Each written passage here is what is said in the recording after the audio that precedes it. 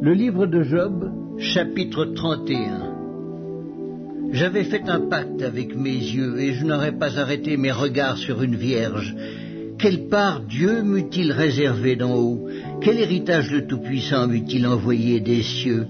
La ruine n'est-elle pas pour le méchant et le malheur pour ceux qui commettent l'iniquité? Dieu n'a-t-il pas connu mes voies? N'a-t-il pas compté tous mes pas?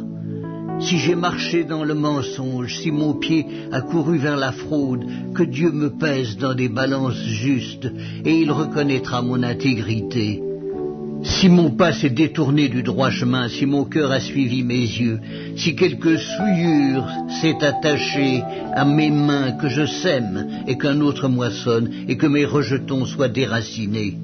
Si mon cœur a été séduit par une femme, si j'ai fait le guet à la porte de mon prochain, que ma femme tourne la meule pour un autre et que d'autres la déshonorent, car c'est un crime, un forfait que punissent les juges. C'est un feu qui dévore jusqu'à la ruine et qui aurait détruit toute ma richesse. Si j'ai méprisé le droit de mon serviteur ou de ma servante lorsqu'ils étaient en contestation avec moi, qu'ai-je à faire quand Dieu se lève? Qu'ai-je à répondre quand il châtie? Celui qui m'a créé dans le ventre de ma mère ne l'a-t-il pas créé? Le même Dieu ne nous a-t-il pas formés dans le sein maternel?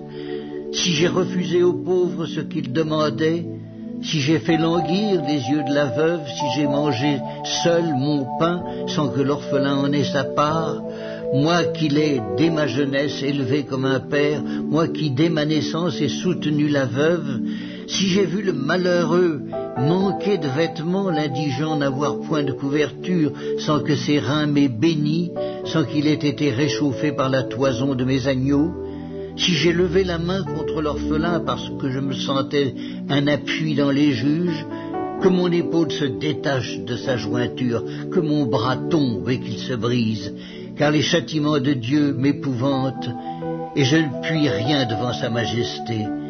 Si j'ai mis dans l'or ma confiance, si j'ai dit alors « Tu es mon espoir », si je me suis réjoui de la grandeur de mes biens, de la quantité des richesses que j'avais acquises, si j'ai regardé le soleil quand il brillait, la lune quand elle s'avançait majestueuse, et si mon cœur s'est laissé séduire en secret, si ma main s'est portée sur ma bouche, c'est encore un crime que doivent punir les juges, et j'aurais renié le Dieu d'en haut.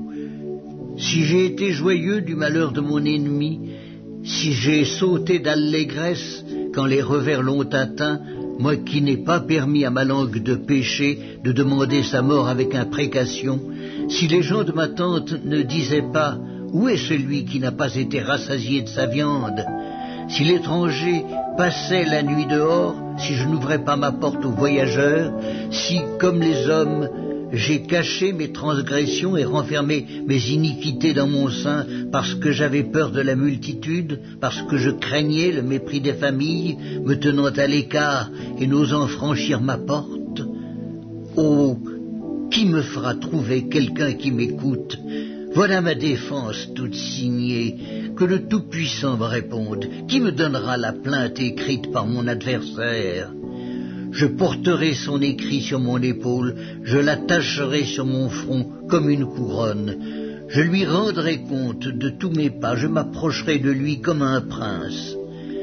Si ma terre crie contre moi et que ses sillons versent des larmes, si j'en ai mangé le produit sans l'avoir payé, et que j'ai attristé l'âme de ses anciens maîtres, qu'il y croisse des épines au lieu de froment et de l'ivraie au lieu d'orge.